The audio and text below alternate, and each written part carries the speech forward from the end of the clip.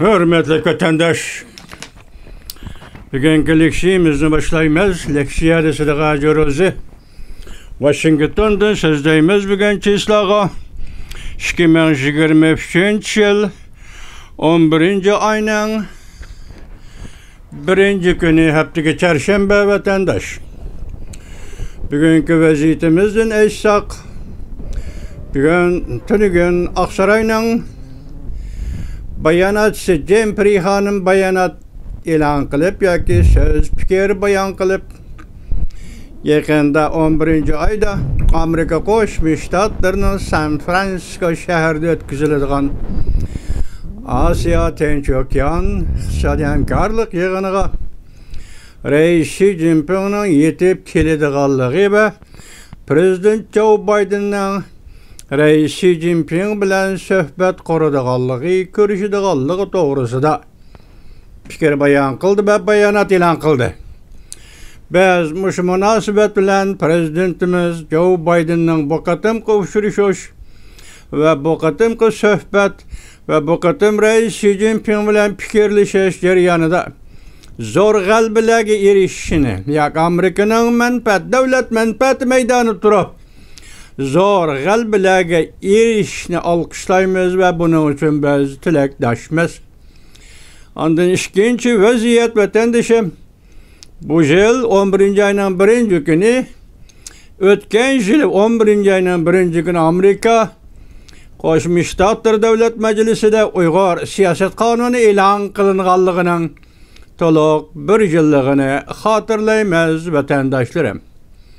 Bugün şundaq bir kunda, ya'ni Prezident Joe Biden bilan Rais Xi Jinping suhbat o'tkazadigan şundaq bir kunlar yetib kelganda bizning intizorimizning nima ekanligini va bizning xiyol fikrimizning nima ekanligini va Uyg'urlarning bugungi dardining nima ekanligini va bu 7 yildan bir Uyg'urlar jazo lagerida nima ishlarni ko'rganligi va nima jafo mushaqqatlarni tortganligi, jafo mushaqqat uyoq tutilsin, qirg'inchilik, Uyg'ur qirg'inchiligi duchor bo'lganligini Aqsaray Bashqoldek biladi. Prezident Joe Biden Bashqoldek biladi. Shunga bu qatimqi suhbatda bu masalaning qayta o'tirib qo'yilishining balki oxirlash davri bo'lishi mumkin. Chunki Jempri Hanım bu qatimqi bayonotida shundaq dediki, ya'ni konkretlik darajasida aytganda qurilish xarakterli suhbat. Prezident Joe Biden bilan Rais Xi Jinping o'rtasida o'tkazilgan San Fransisko suhbati qurilish xarakterli suhbat. Burun Aqsaray bayonotida va so'z fikir bayonlarida qurilish xarakterli suhbat deydigan bundaq cümleni ishlatgan emas vatandoshim. Lekin bu qatim biz qurilish xarakterli suhbat o'tkazamiz degandan qaraganda, hozir Prezident Joe Biden Aqsaray kirgili 3 yil bo'ldi. Bu 3 yil xizmat ishlash jarayonida 2001 yildan boshlab Uyg'ur masalasini kun tartibga olib keldi. Masalan, 3-oyning 18-kuni 2021 yil Alyaska suhbati, 2021 yil 12-oyning 23-kuni Prezident Joe Biden o'zi imzo qo'ygan Uyg'urlarni majburiy emgakka selishdan saqlanish qonuni va bundan keyin hozir aytdik 11-oyning 1-kuni Davlat Majlisi Amerika Qo'shma Shtatlarining Uyg'urlar siyosat to'g'risida qonun loyiha e'lon qilinganligi va o'tirdagi bir qancha qatimliq, ya'ni shunda qonun loyihalar va davlat majlisida o'tkazilgan guvohlik berish, guvohlik olish yig'inlari hammani qo'shib kelganda 2022 yil va 2023 yil Uyg'ur uchun mushunchalar xizmatlar ishlandi. Masalan, 2021 yili 6-oyning 17-kuni Jeneva suhbati Prezident Joe Biden bilan Rossiya Federatsiyasi prezidenti Vladimir Putin o'rtasida o'tkazilgan suhbat. Men boshdan oxir so'zlab keldim sizlarga. Uyg'ur to'g'risida o'tkazilgan suhbat edi vatandosh. Undan keyin ondan davomlashgan suhbatlar Mesela bu yıl 5. ayının 9. günü Amerika Qo'shma Shtatlari Aqsaray Davlat bexatarligi maslahatchisi Jack Sullivan Jack Sullivan Vina şəhərdə, Avstriyanın Vina şəhərdə Cüngonun diplomati Wang Yi ilə söhbət ötkəzdi. Bu yıl 9-cu ayının 17-ci günü yeni dövlət işlər bexətərliyi məsləhətçisi Jack Sullivan bu qatam Maltada Cüngonun diplomatı Wang Yi ilə söhbət ötkəzdi.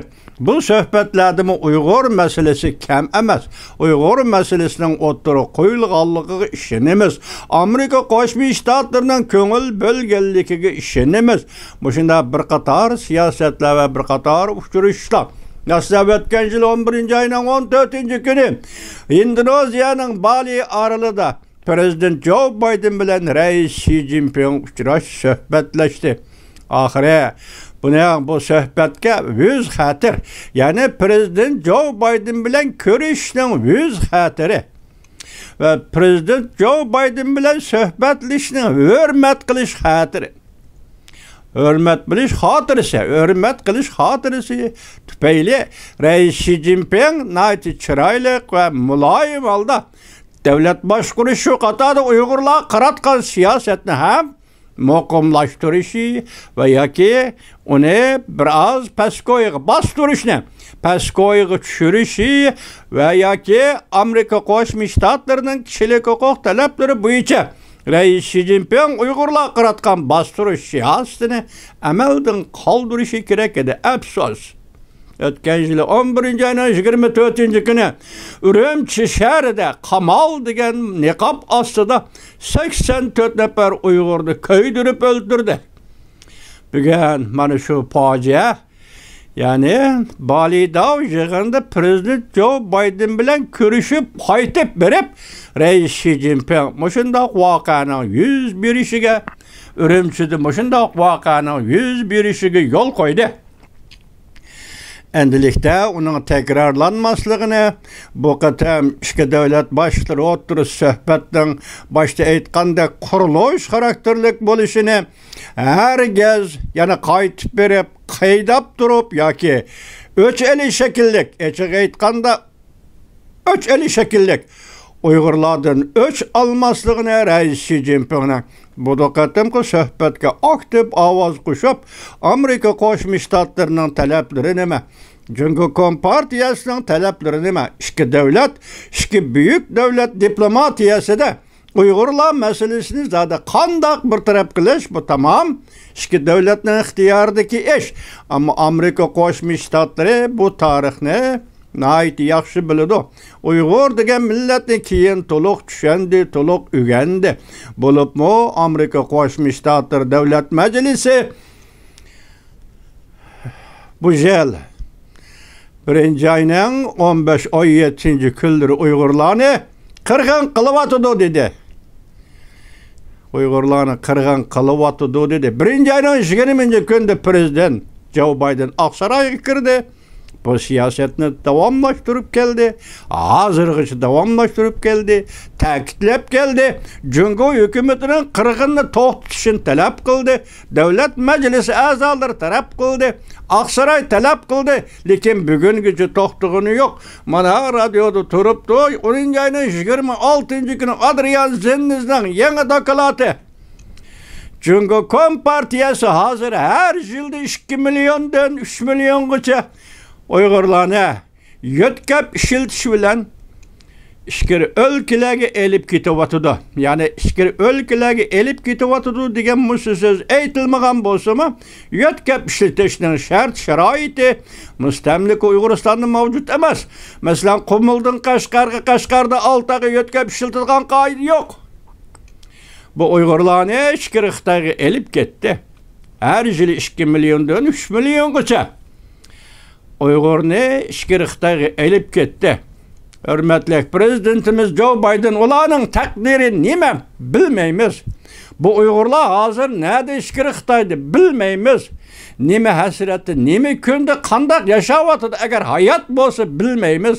Agar ularni boshqa yo'llarda ishlatgan, masalan ichki a'zolarini kesib olish, odam bedikchiligi degandek yo'llarda ishlatgan bo'lsa, Biz bu 2 milyondan 3 milyon koç Uygurumuz qani deb savol qo'yamiz. Bu Uygurlar qani deb savol qo'yamiz.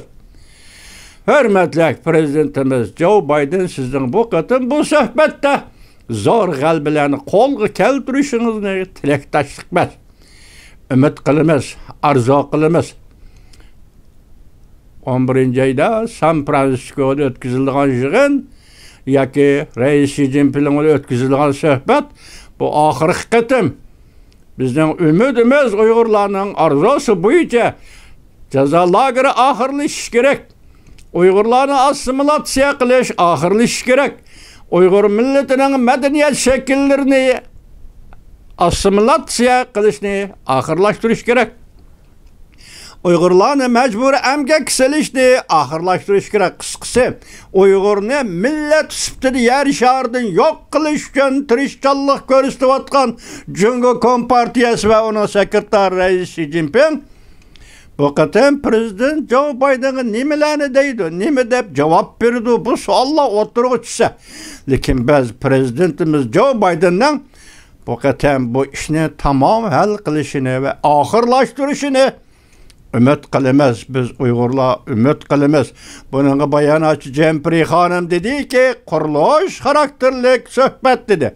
Buning ma'nosi intayin chunqur. Qurilish xarakterlik suhbat, balki eng oxirgi suhbat, balki eng oxirgi tugallanish, balki eng oxirgi natija. Buningda Tayvan meselesi, Uyghur meselesi, Hong Kong meselesi, Tibet meselesi qaysi ravishda o'tirg'i chiqadi va qandaq bir taraf qilinadi. Biz hozir Amerikada yashayotgan Uyg'urlar va dunyoning har qaysi joylarida yashayotgan Uyg'urlar biz Prezidentimiz Joe Bidenga tilakdoshmiz. Bu qatimqi suhbatni g'alaba qilishimizni ochiq aytsak Uyg'ur masalasining xalqaro sahnada hal bo'lishini va hal qilinishini Amerika Qo'shma Shtatlarining Prezident Joe Biden hukumatining bu ishga ega bo'lib, bu masalani hal qilishini umid qilamiz. To'rt ko'zimiz bilan kutamiz. Hurmatli Prezidentimiz Joe Biden.